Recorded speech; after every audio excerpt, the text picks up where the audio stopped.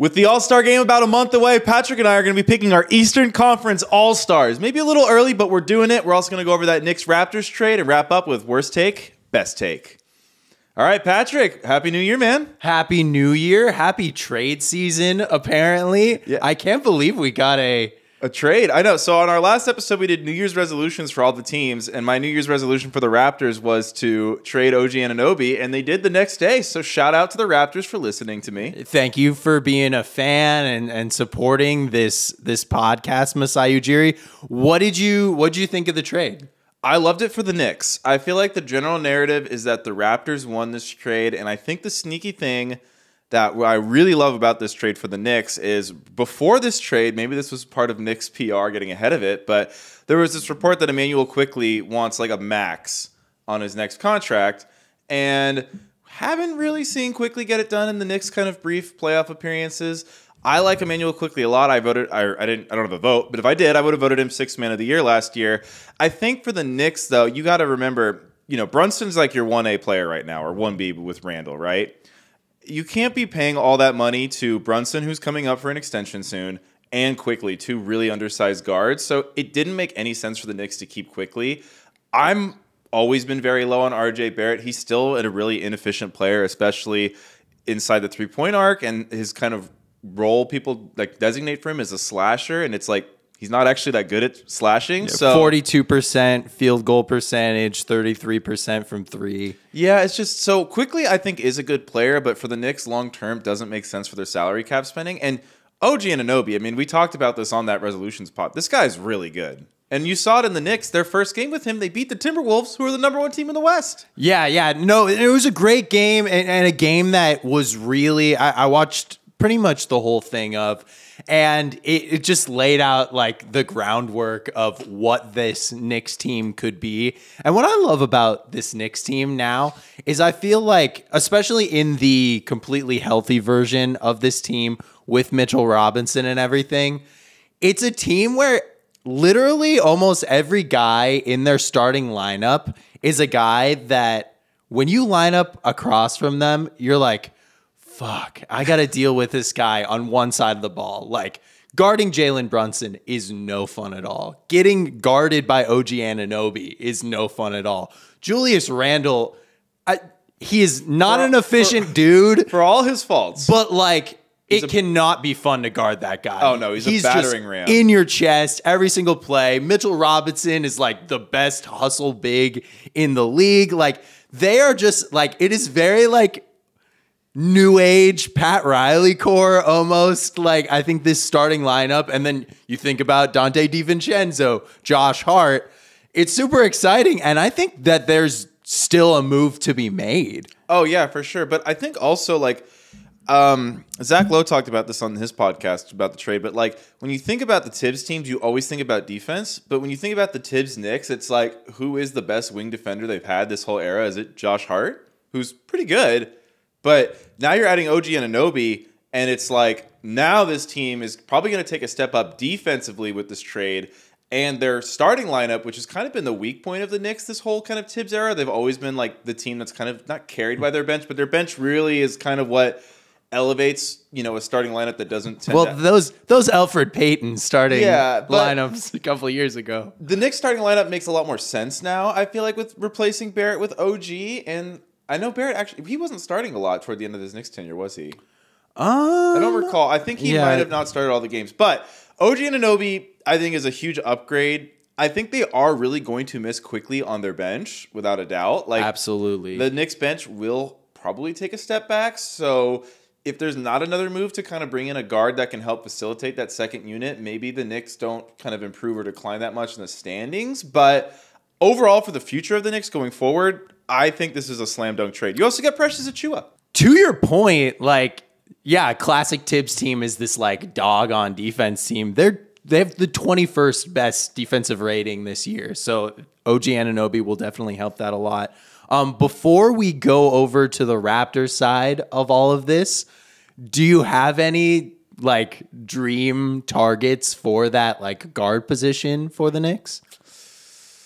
Ooh, oddly enough, Patrick, it would be, I don't know, I think it's probably past, but I kind of, like, what if they got Dennis Schroeder somehow? Obviously, Schroeder is on the Raptors as is, and they're going to roll with, Quickly or Schroeder because, but I don't know.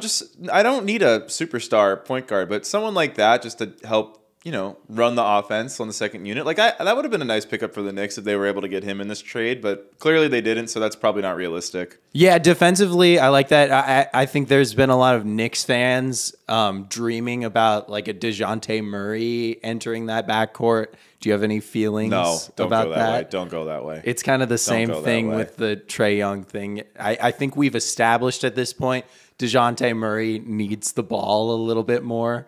And of course, Jalen Brunson isn't Trae Young, but it's still a 2-point guard. The Knicks have their second option. It's Brunson on like the hypothetical title team. They need the 1A guy. Yes, yeah. I mean, the one guy that is not a 1A guy, that is never, ever, ever going to happen, but I would love to just see them throw like 8 picks on the table to try to get him, is Mikal Bridges. I have always felt Mikal Bridges is best when he's playing the 2. They would just be this like super big, super defense, like almost new age 04 Pistons team that I would love to see them go after someone like that. But I do feel like it's kind of the time is now for them to go after something. So on the Raptors side, they do get RJ Barrett, who, for all his faults, for my critiques, he's still pretty young. He still has a lot of room to grow. My whole worry with him is I just don't feel like he's an explosive athlete, which is why I've never really loved him as a primarily slashing player. Quickly, who I think is going to be a big part of the Raptors, core going forward. A young guard who can shoot, can run the offense, has like a nice change of pace, can hopefully kind of get the Raptors kind of going in transition a little bit more, I think. And a second-round pick. The second-round pick. The Pistons' second-round pick. It will be the 31st pick in the draft. Okay, so a pretty good second-round pick. Still a second-round pick. But, yeah, I mean, I feel like the narrative I'm seeing online is that the Raptors really kind of won this trade. And I guess my worry is, like, Quickly, who is a good defensive player, skill-wise, he is undersized, and it is one of those things where it's like, yeah, I mean, he's a good defender. I don't want to say he's not a good defender, but he is small, and I guess my only worry for the Raptors is once you sign Quickly to that extension, you have a lot of cap space going to Quickly and Barrett. Yeah, I mean, you would think that by the time, like, the, like, Scotty Barnes-led playoff Raptors team is actually here, that Barrett deal is going to start expiring. It's going to be much further down the road. But yeah, I mean, I think there is something to be like, if RJ Barrett is going to succeed anywhere, it's going to be back in Toronto. But I think there's kind of this like interesting dichotomy of people saying like, yeah, RJ Barrett wasn't ready for like the loud noise of New York City, like just the fans bearing down on him. I kind of felt like I've felt a little while now that RJ Barrett seemed like the DeAndre Ayton of the New York Knicks for a while there. But now, wouldn't there be like even more pressure? Like he is like this Mr. Basketball Canada guy. I think comparing RJ Barrett from like a mentality standpoint to Ayton is kind of disrespectful to Barrett. I've never felt like Barrett struggled for lack of trying or lack of like care. To me, it's with Barrett, it's always been the jumper hasn't really been there, and he's just never been an explosive enough athlete to be a dynamic finisher. Well, I don't mean to say in that same way. More what I'm trying to say is from a fan angle, it's the consistency. Yeah, I think that's the thing. I feel like Knicks fans really embraced Barrett when he got there at first. And then it was kind of like, oh, man, you're like skinny wing Julius Randle. Man. Which is disrespectful to Julius Randle. But no, I mean, Julius Randle is a great player. He might be a 3-time All-Star, which we're like kind of dancing around right now. But I mean, you look back even to the playoff series last year, obviously super, super rough playoff series against Cleveland in the first round. But then against Miami, like He shot 37% from three. I mean, 42% from the field is not like amazing, but it is against the Miami Heat in the playoffs. And he averaged 20 points a game. So we've seen flashes here and there of RJ Barrett being at least a starting level player on a like pretty successful playoff team. But I just think it's like a good thing to test out. Good thing to bargain on. This is kind of the weird analysis where I'll like drop all stats from a way I feel about an athlete in any sport. But it's like, if you're rooting for the Heat, like I was in the playoffs last year as a Heat fan, anytime the Knicks are on offense and the ball was in Barrett's hands, like I'm going to chalk that up as a win for the Heat defense.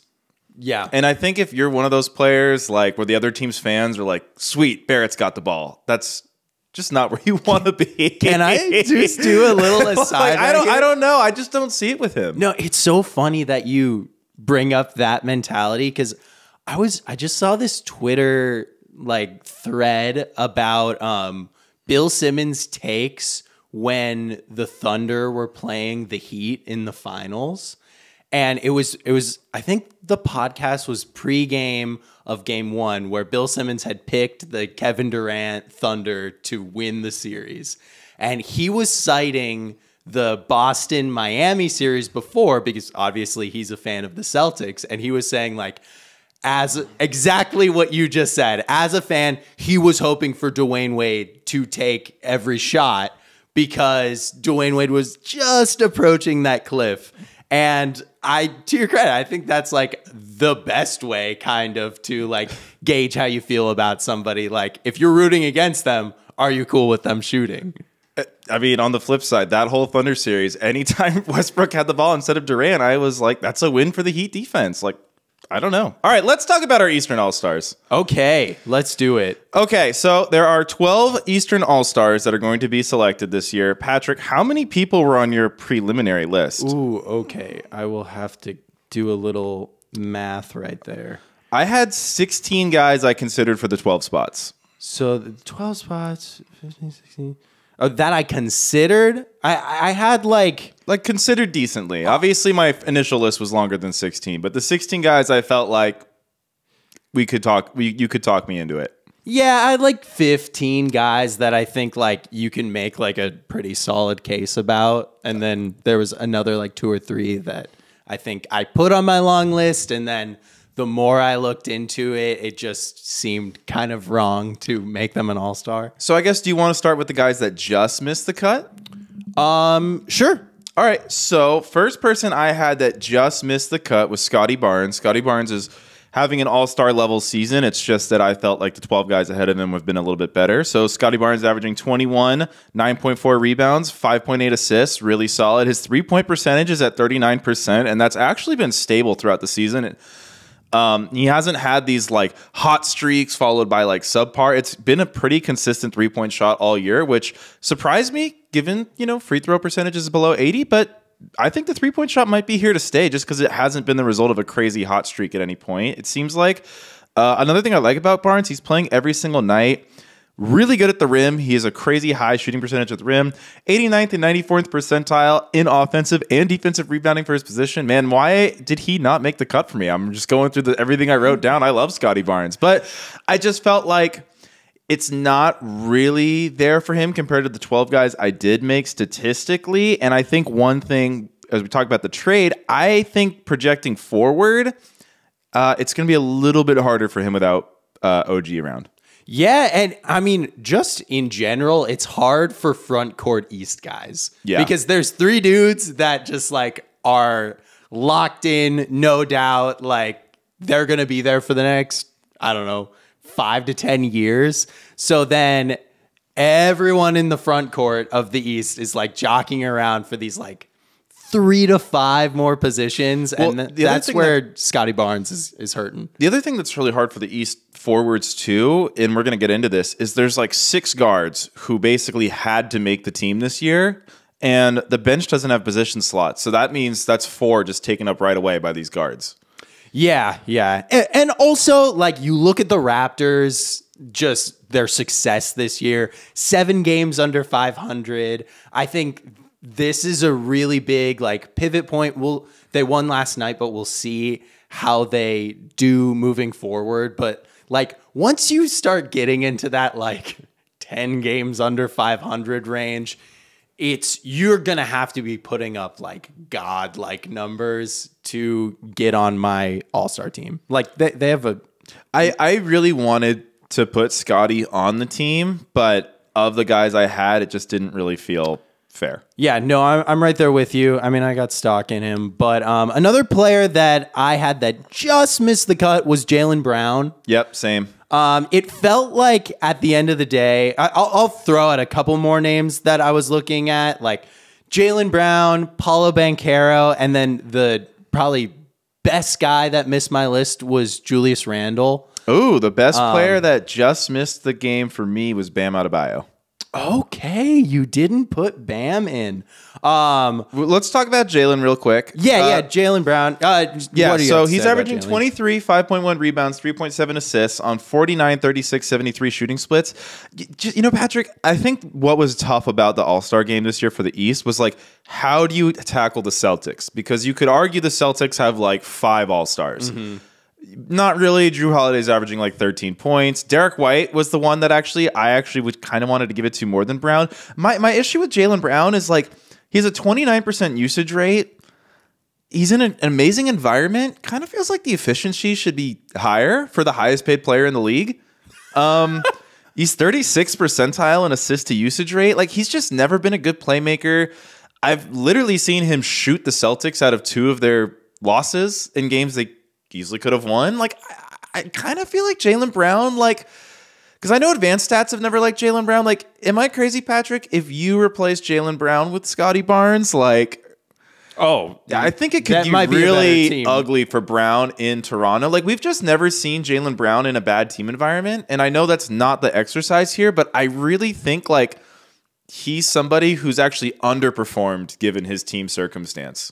Yeah, I think that you can make a pretty good argument of that. And then, like, just again, like, he's I think, a good bit behind that group of guards that we talked about, just in terms of, like, importance to their team. Like, the Celtics don't live or die by Jaylen Brown. And I think that is part of this exercise. You know, we're telling the story of, like, what the Eastern Conference has been so far this season. And I think you can just kind of do that without Jaylen Brown. Also, like, comparing him to a guy like Julius Randle, who was my last cut from this list, like, Julius Randle has just had a, like, more holistic season. Like, he's been a little bit better of a scorer, but especially a better scorer in December.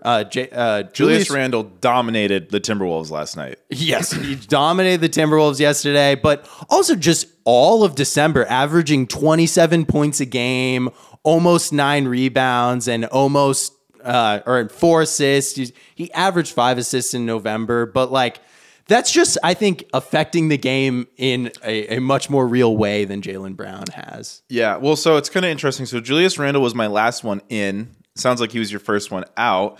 Let me up those stats. In his last 18 games, Patrick, Julius Randle's averaging 28 points on 54% field goal percentage. That's kind of where I had Scotty Barnes in that spot, and then I was like, all right, it's Julius Randle. He's just been a better player, with all due respect to Scotty Barnes. All right, I guess, so you had Bam in, it sounds like. Yes, I had Bam in. Really, like, a huge part of that for me is his defensive profile. Mm-hmm. Like, I think, just like both of us predicted at the beginning of the year, Bam has looked every bit as a defensive player of the year candidate that we were hoping for. I think the scoring is right there with those guys. He's averaging 22 points a game. He's still acting as like one of the better like center hubs in the league, averaging 4 assists, averaging a steal, averaging a block. That was just enough for me, coupled with the rebounding, that he's doing a little bit better than Julius Randle. And Julius Randle, for everything, like, he's not the best defensive player. I just wanted to give a little like hat nod to Bam there. Why didn't Bam make your list? I felt like Bam and Jimmy both kind of had dubious cases. So the big thing for me was like, I felt like the Heat kind of didn't deserve 2 All-Stars. I felt like I had to pick between Bam and Jimmy. Jimmy's effect on the team as a whole, when it's like the Jimmy on, Bam off lineups, the Bam on, Jimmy off lineups, it's dramatic. Like Jimmy, the Heat defense is a little bit worse when there's no Bam, but there is Jimmy. Both of them have a huge effect on the defense positively when they're in. But also just Jimmy's kind of like the heart and soul of the team. And the thing with me with Bam, I think there's been a big narrative about how much better he's gotten in the mid-range. And he is better in the mid-range, slightly. The problem is the rate of his mid-range improving is not outpacing the rate of him taking this many more mid-range shots compared to rim shots. He's also shooting a little bit less efficiency-wise at the rim. So I think the scoring for Bam is a little bit misleading, almost a little down, even though he's averaging a career high points. And I kind of just felt like Jimmy, of the two, was the one I decided should be the one who's an all-star. Yeah, I hear that. I was okay with the Heat getting two, and we'll talk about that later. I'm curious who else you don't have. All right, should we get to the starters then? Yeah, let's get to the starters. So without much discussion, Jayson Tatum, Giannis Antetokounmpo, Joel Embiid, the 3 best players in the conference, they're all in. We're not even going to talk about those guys. Yeah, they're just the easy. They should be the 3 guys that are starting in the front court. Can I just say one Tatum stat that I was surprised by?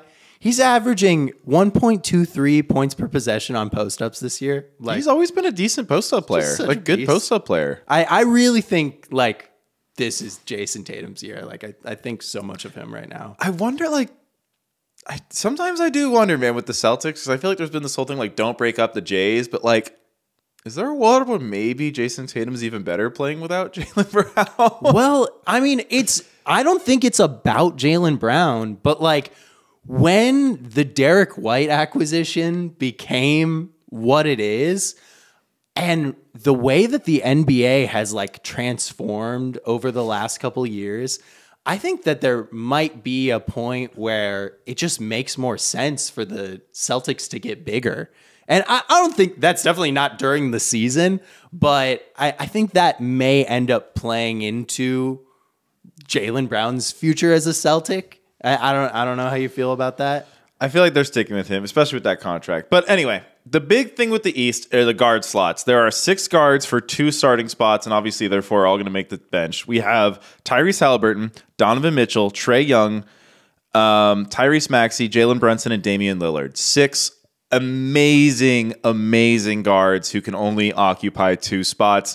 Your first starting guard in the East. My first starting guard in the East is Tyrese Halliburton. Same. And honestly, it wasn't even that close, really. I think like there's been so much talk over really like our whole lifetime that like the like pure point guard is dying, and like if there's ever been a revitalization of the pure point guard, Tyrese Halliburton is it. Like 125 offensive rating when he's on the court is just like absolutely insane. Yeah, so they dropped from the number 1 offense to the number 20 offense when he's not playing. Yeah, that's a huge drop. So crazy. Yeah, with point guards like Tyrese Halliburton and the style that the Pacers play, just how quickly they're getting up and down, I think the only real way to look at it in like a holistic sense of like where he is standing in NBA history right now is looking at per 100 possession stats. And so Tyrese Halliburton is averaging 17 assists per 100 possessions right now. That's only been done by 3 dudes at like that point and greater: Stockton, Nash, and Magic Johnson. Yeah, I mean, so let's see the stat line. He's averaging 24.6 points, 4 rebounds, 12.8 assists. Like, that's a crazy assist total, especially for a player who, honestly, I know he has a high usage rate, but he's not a very heliocentric type player. And I think that's where it's like you're really hitting that next level of passing when you're averaging that high of a total, kind of like a Jokic, but you're not, pounding the air out of the basketball every possession. Mm-hmm. Yeah, well, and then getting back to that stat that I was looking at, of those guys that are around there in assists per 100 possessions of that Stockton, Nash, Johnson class, Halliburton has the lowest turnovers of any of those guys by almost one whole turnover. And he has the highest points per game by like 7. He's averaging 24 points a game. Like the way that he is affecting what the Pacers do on offense, play in and play out, like it's just super rarefied air. And like, not even to mention, I think he should be rewarded for like getting the Pacers where they went in the in-season tournament, even though it's been a little rough since then. It's been very rough since then. Yeah. But yeah, Halliburton, he was my first guard. Now this is the interesting one. Who did you have in your second guard spot? I ended up putting Donovan Mitchell. Same. Okay, cool. We both had Donovan Mitchell. Cool. So Donovan Mitchell had 28.5 points per game, 5.6 rebounds, 5.7 assists. So Mitchell is just carrying a Cavaliers team that's gone most of the way without Garland and Jared Allen, who, by the way, were both underperforming when they were playing. So Cleveland's like a +5 with him, a -5 without him. And one thing that I've realized with Mitchell that I've kind of like hated about the narrative around him is there's been this narrative ever since he got to Cleveland that it's like Mitchell's doing nothing to elevate, Mobley's game or Garland's game. Can I flip it on its head? Yeah. What have the Cavs done to elevate Mitchell's game? And he's still balling, averaging a ton of points. He's carrying a Cleveland team that last night they were the 6th seed. We wake up today, they're the 8th seed. But like, I don't know, man. Mitchell's really good. He's one of the most unguardable players in the NBA. He's never been he's not, I feel like there's a perception that he's this crazy kind of ball hoggy type player, and that's actually not really his game. Yeah, I mean, I think so much credit needs to be given to him for keeping the Cavs afloat during this time where they're missing Garland, they're missing Mobley. Like, those are 2 of the 3 best players on their team, and really they've looked about as good as they've looked as at any part of the season. And I want to give a little shine to Donovan Mitchell's defense. The Cavs right now are in adjusted points per possession on cleaning the glass. They're 5 points better on defense when Donovan Mitchell is on the court. Like, that is completely contrary to the narrative that we are being fed about Donovan Mitchell. So it's really funny you bring up the defense and his effect on the defense, because actually when I was kind of doing the like Mitchell versus Lillard versus Trae Young versus Maxey versus Brunson, I was kind of like, all right, how does the defense factor in, especially when we're talking about Lillard and Young?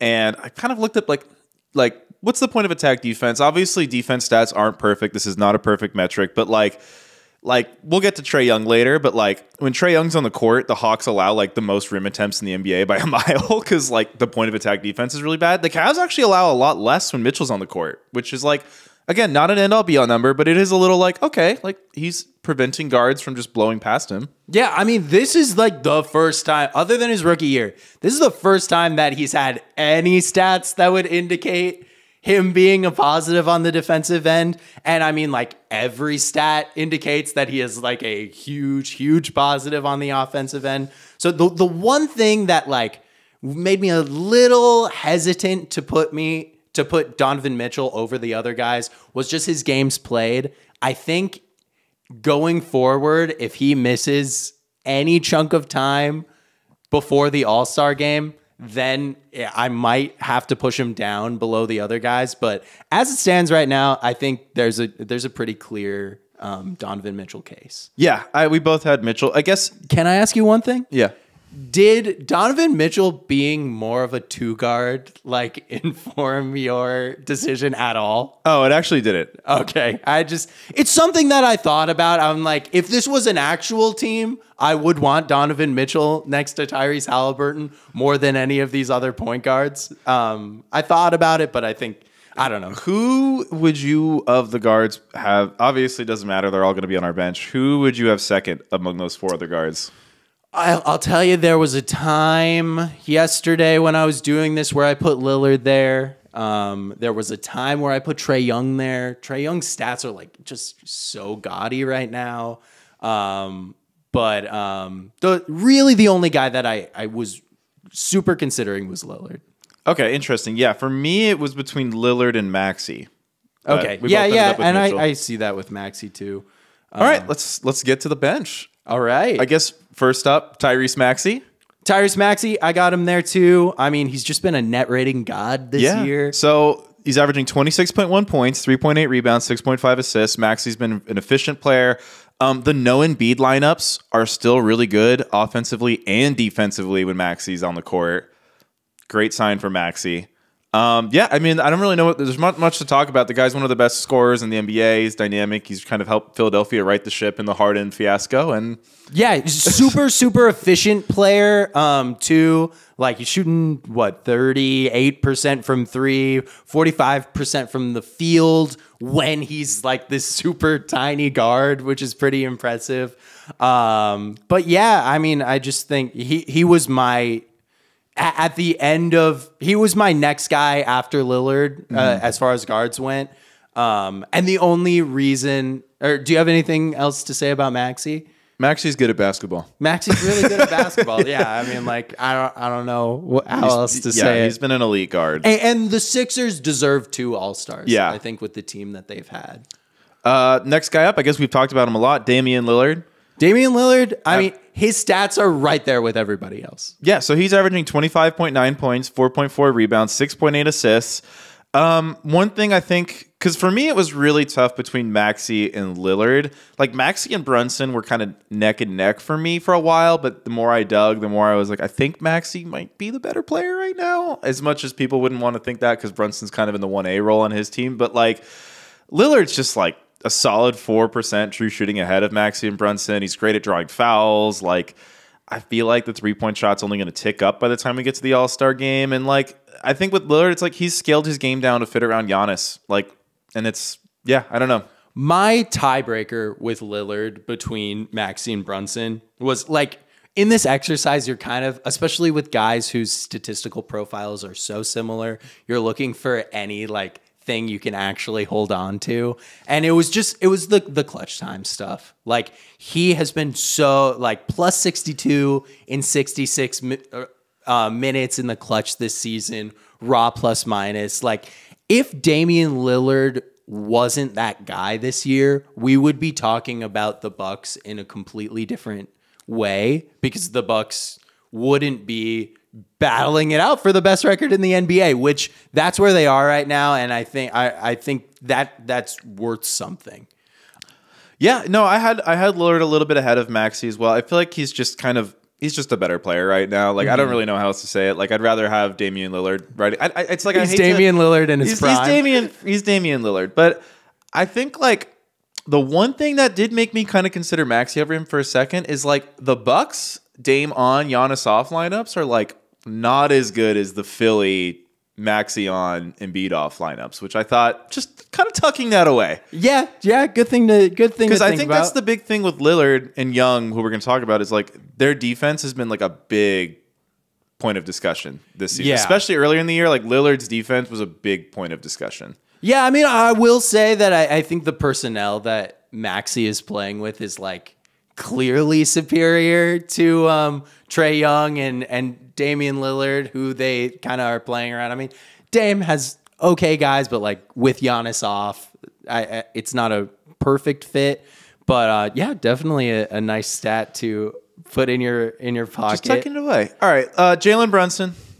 Jalen Brunson, yeah, he was one of my wild cards. I mean, let's go over the stats real quick. He's got 25.9 points, 4 rebounds, 6 assists, and the big Brunson stat is 44.7% from 3. Yeah, that is insane. I'm thinking that's probably went down since we did that exercise or this exercise because yesterday against the Timberwolves, he could not buy a 3-point shot. But I mean, he's been the story of the Knicks. You know, he's been the heartbeat. Brunson's amazing. It kind of blows my mind how well Brunson is able to like efficiently score from the mid-range with his like small size. But like, he's probably one of the best players in the league at using his body to like carve out space. Like, yeah, I mean, it's really impressive what Brunson's done. He's definitely kind of like, I mean, now that the way Randall's playing, I feel like it'd be kind of unfair to say he's carrying the Knicks, but I feel like Brunson has been this like consistent force that has propelled like the Knicks offense to kind of like, you know, be that kind of team. What it is. And it's a top 10 offense in the league right now. Like the fact of the matter is without Jalen Brunson stirring the drink, this Knicks season would have kind of been a disaster. And that's why I felt the same way that you felt about the Heat with the Knicks. I just felt like I didn't know if the Knicks really deserved to have two All-Stars. And I was trying to pick between Julius Randle and Jalen Brunson. And it felt like Jalen Brunson was a little bit more vital to what this team was, identity-wise and like success-wise. So that's why, really, at the end of the day, I ended up going with Jalen Brunson. Yeah, no, it's interesting. I feel like when I was making it, I was like, okay, this is like last year was the surprise. Because I feel like last year everyone was like, oh, Brunson's going to be an All-Star. And then it was like, nope, Randall's the Knicks All-Star. And everyone was like, what's going on? But I feel like this year we're going to right the ship. Brunson's getting his first All-Star nod.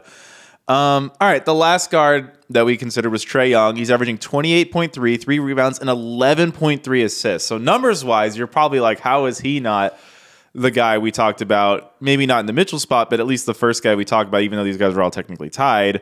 Patrick, for me, the reason why I didn't even really consider Trae Young for that starting spot is he's got the highest usage rate of all these guys by quite a bit. He's got a 36% usage rate. Opponents get to the rim basically best, like, a lot when Trae's on the court.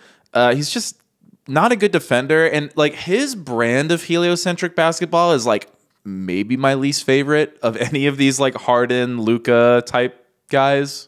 Yeah, I mean, and team success was a huge thing. Like I was racking my brain to try to like justify not having Trae Young on this team, and I could not justify it. So I had Trae Young on this team. But like they're 6 games under 500 this year. And like really with like their talent level of like their presumed talent level, they shouldn't be there. Like, and it's because of Trae Young on defense. Trae Young on offense is the reason why they're not Pistons level right now. But yeah, it would have just been completely unaddressed in history for a guy with this kind of production to not make the All-Star team. Yeah, he has to be an All-Star. I mean, I think it's just with Trae Young, it's like there was a game I watched against the Heat, I want to say maybe last week or 2 weeks ago, where like their last like 8 possessions, I think Trae shot it like 7 times. And it's like when you become that predictable, you can put up these really good stats, but like ultimately, like that's one of those weird things where why you see the team isn't performing very well. Because even if you're hitting some of those shots, like you need to make your offense more unpredictable than like Trae Young's going to gum in a Nekia or Capella's going to set a screen, or it's like a your turn, my turn with DeJounte. Like their offense is not fun to watch. No, I will say like good things about Trae. Trae's shooting much more efficiently than he ever has before. I feel like Trae's always gotten this pass for his efficiency of like, oh, well, he's like only taking logo shots. Like he shouldn't have that great of an efficiency. And so he's been a career 35% 3-point shooter. Yeah, I think that's what like not great. Has really frustrated me about Trae, because I think like early on everyone's like he's the next Curry, and it's like he's not Curry as a shooter, but like clearly the guy is a really, really good shooter, and like his efficiency is bad because of yes, the logo shots, but just like the difficulty of shots. And it just feels like, man, like if you could get your usage rate down from 36 to like 30, which I know is like a kind of a steep drop, but like, and then play off the ball a bit more and like not just stand 4 feet behind the right wing every time you don't have the ball. Like that's the thing I don't like about his game. And talk about a guy who knows how to like navigate screens. Like if he could just commit to navigating off-ball screens, he could make his life so easy. And like, I really think that it would be possible for if Trae Young was in the right situation where he was forced to play off ball a little more. Like, I think Trae Young's a guy that could average like 35 points a game. Like, he's that kind of scorer, but he makes his life so hard. Yeah, I don't think the best version of Trae Young is a 35 point per game guy. I think it is someone who's playing off of like a big man hub type player, which like Onyeka and Capella aren't quite. Like, Trae Young playing with like a Bam or a Draymond would be like pretty awesome. Yeah, it would. I mean, forget about offense, just having like some kind of like backline defense to protect him. And it's tough with Trae because like the thing with Lillard's defense is like there's not a lot of times I watch Lillard play defense where I'm like, he's not trying. Like Lillard just genuinely seems kind of bad at defense, off ball, he's older, on ball, like navigating screens. He's not good at it. But like Trey, like there's that like, okay, dude, are you trying? That I don't quite get with Lillard. Yeah. Yeah, the other thing about his efficiency is like career high true shooting, career high effective field goal. Like he's an all-star. He's an all-star. That's why he's an all-star. Is like he's really like made it happen on the offensive end, but it hasn't translated to wins. Yep. Okay, my next all-star was Kristaps Porzingis. I also had Kristaps Porzingis. Yes. Yeah, so we've talked about Porzingis on this pod a lot. One number that just blew my mind is like 82% at the rim. And like what I kind of talked about earlier with Jaylen Brown was like, given your team situation, I feel like you should be more efficient. Porzingis is like oh yeah, I'm on the great team situation and I'm making the absolute most of it. Like all his efficiency stats are way up. He's scaled down he's basically just perfectly scaled his game around playing on the team he's on.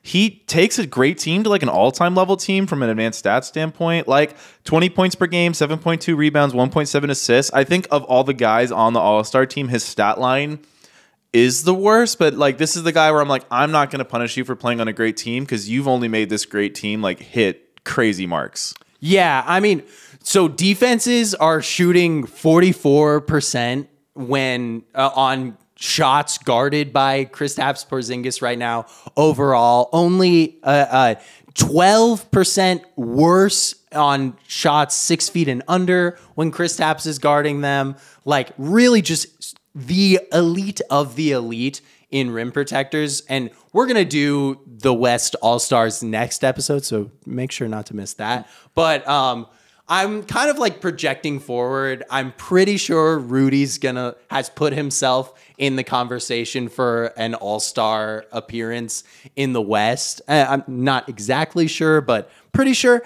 And if he's in that conversation, Kristaps needs to be in this conversation. Like you said, super efficient, shooting 52% from the floor right now, 32% from three. So like, that is 3 points under his career average. If that ticks up a little bit more, which I think it's realistically possible to assume that will, because he's getting the most open shots he's ever had in his entire life. 8% higher than his career average effective field goal percentage. Like Kristaps Porzingis is finally kind of being the guy that we always wanted him to be. Yeah, no, and I think it's like one of those things where the Celtics can't have one all-star. No. Yeah. It's not reflective of the type of team they are, even though Tatum is that good. Yeah, honestly, like the kind of team they are is a 3 all-star team, but it's just such a tough year. It's just, the NBA is just way too talented, I think, for a team to have 3 all-stars, and unless it's a very, very specific scenario. Yeah, I mean, I guess there's just not a lot to say about Porzingis. Just like, again, like he really elevates the Celtics on both sides of the court. Like he takes an already good team and just makes them really, really good. Like he's had no fit issues from game one. The fit has been seamless, and like credit to him. Like, yeah, I just think he's been an all-star. I think he's been their second best player this year. Yeah, I mean, I think so too. Of guys that are averaging 30 minutes a game or more, he's 4th in the league in net rating, 12.7, and like that's with guys like Derek White. Yeah, like we all know, like yes, like because one thing I looked at with those like rim attempts allowed stats, like again, those are so messy. That's why I don't like using it as an end all be all. And like with Porzingis, it's like when he's on the court, like the Celtics don't allow attempts at the rim, but like part of that is like you're playing with Drew, you're playing with Derek, you're playing with Tatum, so like. I don't know how much like credit I want to give to Porzingis for something like that when the point of attack defense is so good, but it's also like they also don't allow people to make shots at the rim, which is like that's the big man stat, and he's the big man, so it's like okay, like your defensive impact is like every number says when you're on the court, the Celtics get even better, and it's just like he's an all-star. There's also like a reputation aspect of his rim protection. Of like we heard Ant say it last year. There's no guy in the league that Ant is more worried about going into the paint with than Kristaps Porzingis. And once you're in that level of rim protectors, then people just stop testing you. Yeah. And I think another thing too, it's like kind of interesting. Obviously, Wemby has nothing to do with this, but it's like kind of funny, like going on to like ESPN, Basketball Reference, Cleaning the Glass, and it's like every website's like has a different height listed for Porzingis too, which is really funny. Like I've seen him as low as 7'1" and as high as 7'3".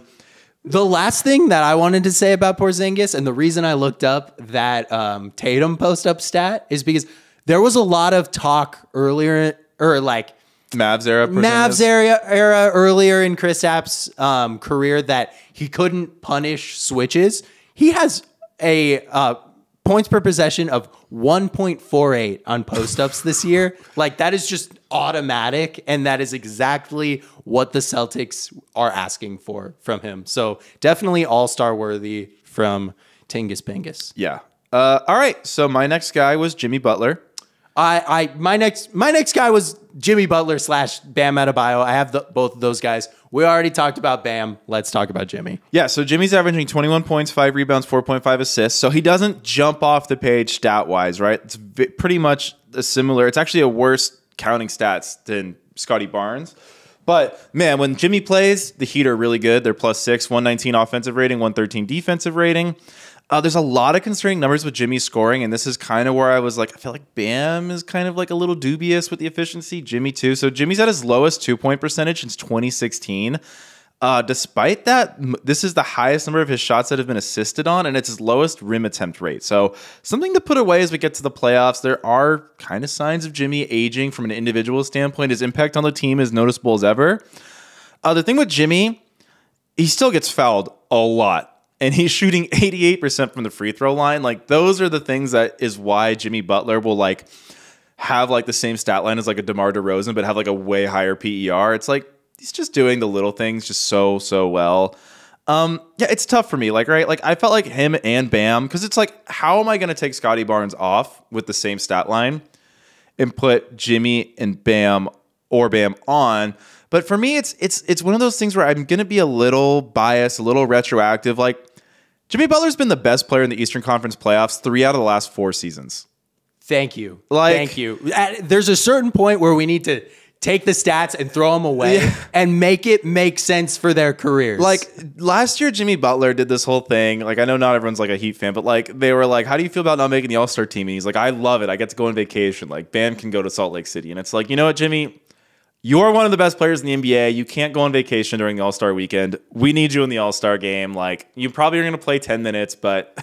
Absolutely. And like, I don't know. Jimmy Butler just needs All-Star games on his resume because he's that kind of player. Yeah. And he was on kind of those weird Bulls teams where he probably should have gotten a couple more All-Star appearances than he got, but he wasn't there reputationally before. And you know what? He's there now. But yeah, I mean, the effect on the game that Jimmy Butler has is just like unquestionable. One fun stat that I found. So Jimmy Butler is second of all forwards for the least fouls committed per defensive play. Can you guess who's number 1? LeBron James. You're right. LeBron never James. fouls. I know. But those are the kinds of players that we're talking about. Guys that are genius basketball players. And you know what? Genius basketball players, that's unquantifiable. But genius basketball players belong on all-star teams. Yeah. I mean, Jimmy's just really good, man. So it sounds like the guys that we kind of talked about, both of them already, is Bam and Julius. You had Bam. I had Julius. Yeah, we talked about him a little bit already. Wow, so we only had one player we disagreed on? Yeah. That's kind of crazy. I know. feel like this is a stacked all-star field, but yeah, I mean, for me, like, I guess of guys who just missed the cut then for you between Randall and Barnes, who was the one that you felt like you would argue for more? Definitely Randall. The better team aspect is huge for me. I mean, Julius Randle's putting up crazy numbers right now. 23 points a game, 9 rebounds, almost 5 assists. Like, guys from the true 4 position don't like pass the way Julius Randle, or at least get those counting stats the way Julius Randle does. I think it comes down to that first month of his season this year. If it was a little bit more like what this last like month and a half had been, he probably would make it for me over, honestly, maybe Jalen Brunson or a guy like Bam, or I would even consider it over Jimmy. Just like his stats are so Just much that more much better. gaudier Yeah. than his. But at the end of the day, I just felt like I needed Jimmy Butler and Bam Adebayo, not only from like an offensive perspective, but especially from a defensive perspective over Julius Randle. That's why I ended up going that way. Who is your guy that you think like you could make a great argument for? Dude, it's tough. It's either Bam or Scotty. It's just the thing with Butler and Adebayo, I've already said it, like neither of their stats really jump off the page to me. And from an efficiency standpoint, I think you have an argument against both Jimmy and Bam. So I actually would have Scotty Barnes as my first one off. Okay. I just feel like Barnes he's a very deserving all-star player this year.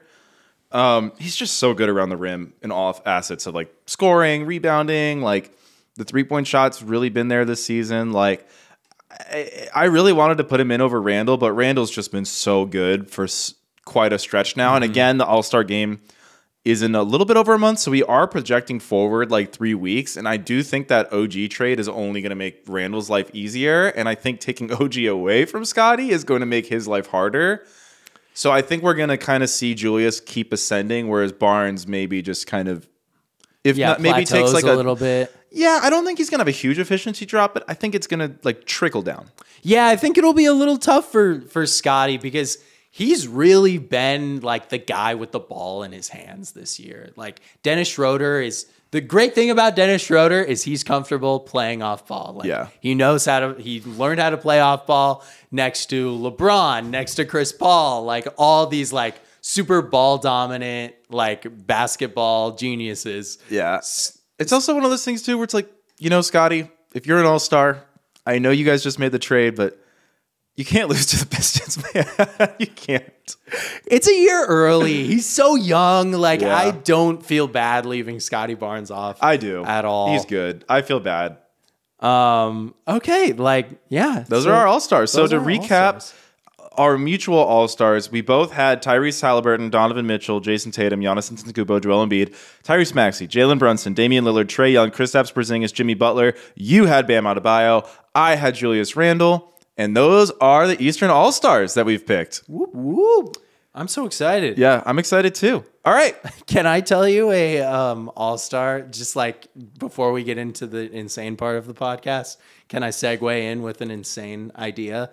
I can't remember which podcast I heard this idea on, but so a huge thing with the All-Star game is like the players don't care. The players don't care. They've tried the Elam ending. I don't know if they're doing that again this year, but I heard someone said the way to get players to care about the All-Star game is to take the refs, throw them out, and let the players call their own fouls. Oh my God. For the entirety. I love it. I think they'll be locked in. The game might take 6 hours.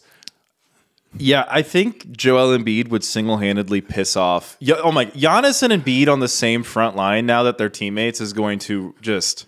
Oh yeah, the poor Western. I know the Western Conference has a lot of good players, but man, yeah, it's like playground rules. Giannis and Embiid. I think with playground rules, like, yeah. I know Jokic is all that, but if we're playing with like. Are you going to be a wussy? You going to call that? Like, I think Giannis and Embiid are easily the two best players in the league. How do you feel about them going back to the East-West format? I like it. Yeah, I like it too. I think I just don't like how we have to keep shuffling the rules to make the players care. Like, it's an indictment on certain players too, because like last year, like Tatum was going off. Like he was scoring 3 after 3, and Embiid was getting pissed. Like Embiid started like really contesting, started picking him up like near half court, and Tatum like was just draining like really difficult shots over an Embiid.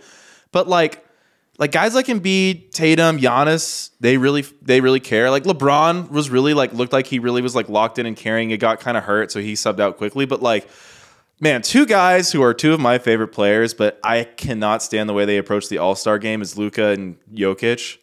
please take it seriously this year. Like, everyone loves you two. Like, the two of you do not care, and it's really annoying to watch. Yeah, because they're going to be starters again. I will say the All-Star game is the one area where I feel like the Kobe stans kind of have a point. I think LeBron kind of ruined the All-Star game. Like, starting with him not wanting to participate in the dunk contest, like, that was a mantle that was handed down from great player to great player. Michael Jordan did it, Kobe did it, and LeBron just said, look, I'm too good for this. Like, I'll be in the normal game, but like this, we're just having fun. And you know what? That's leaked into the All-Star game itself.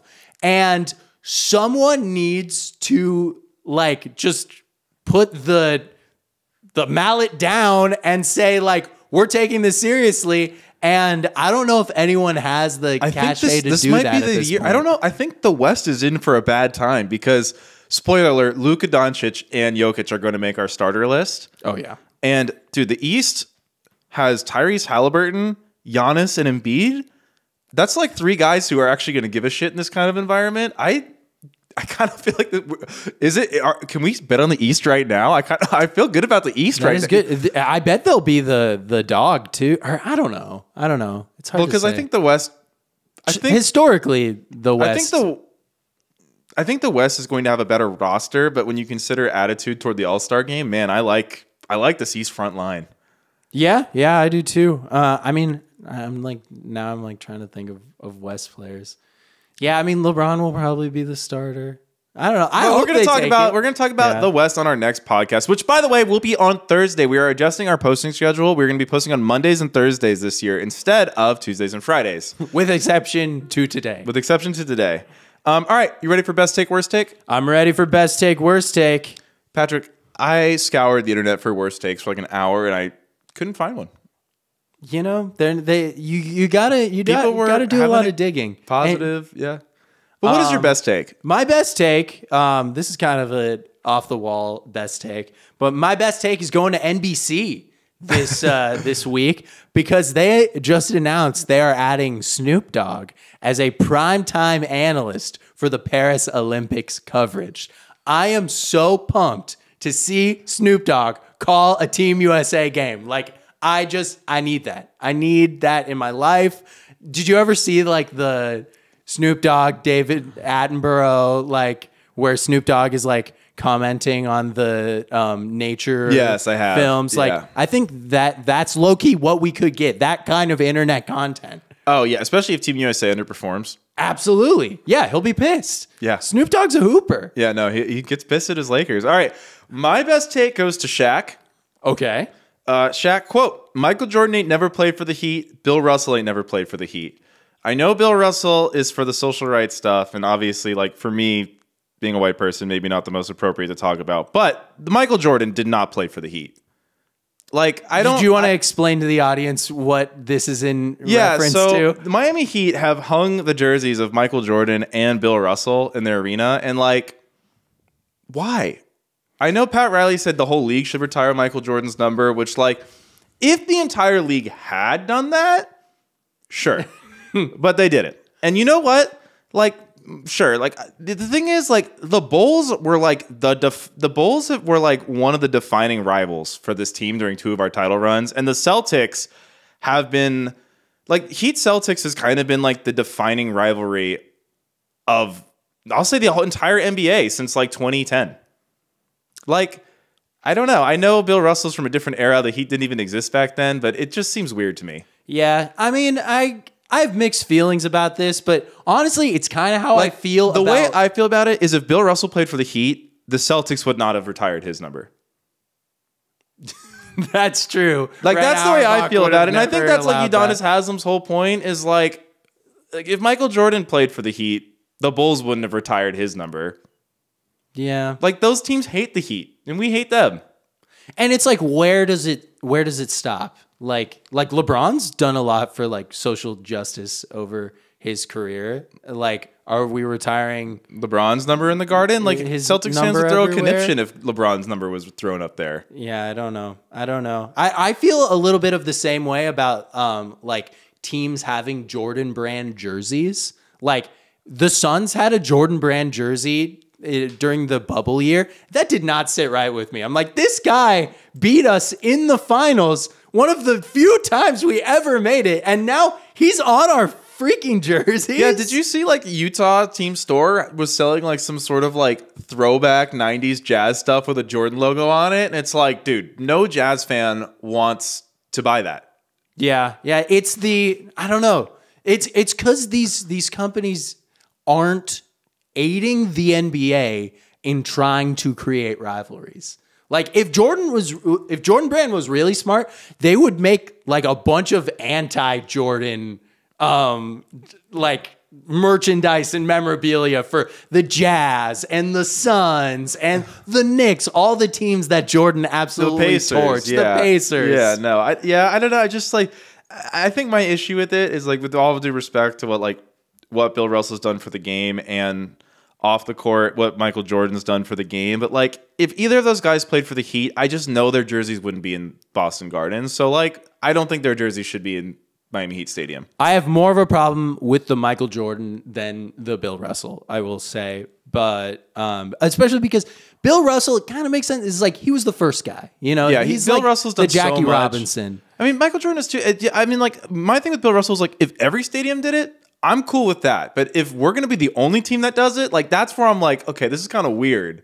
Yeah. It's like that one guy that's like, oh, like, let's all wear casts because Billy broke his arm the other day.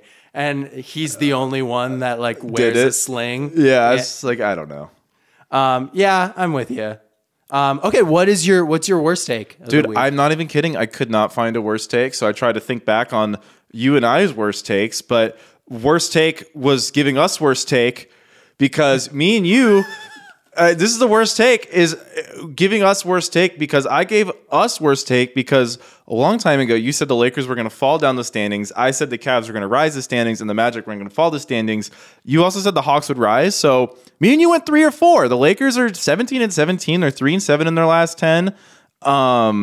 The Magic are still the 4 seed, but they're slowly going to fall. They're 4-6 in their last 10.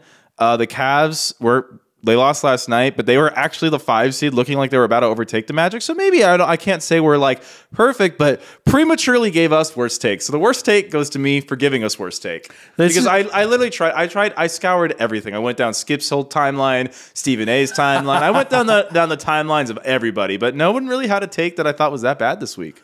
Yeah, I will say that's the funny thing about talking about the NBA twice a week is I feel like if we wait long enough, any take could be the best take or the worst take. We just got to wait 2 more weeks. Yeah. And then it'll flip.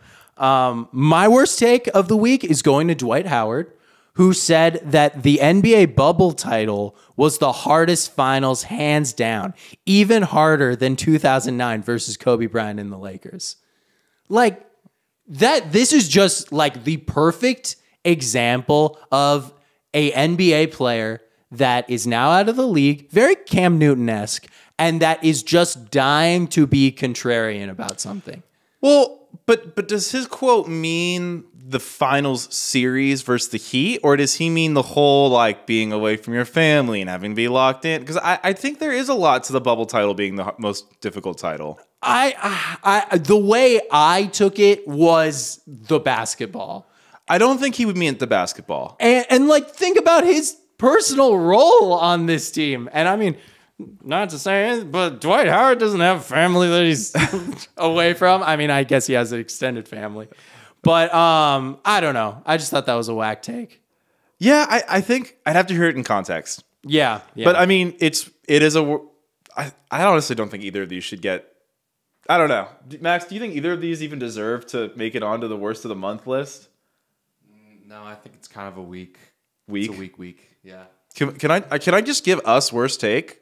Yeah. The tough thing this week is like there were so many days off of like normal broadcast coverage of sports that we didn't have shooting. We're in the true dog days of NBA coverage because, like, if you go to any of those like big national people, like 99% of their tweets are going to be about the NFL playoffs because final week of the regular season's upon us. Not to mention the college football playoff, which happened yesterday. You catch who won? I don't follow college at all. Crazy game. I only watched the very end of both games, but Michigan won the Rose Bowl against Alabama that went into overtime. Came down to the absolute last play.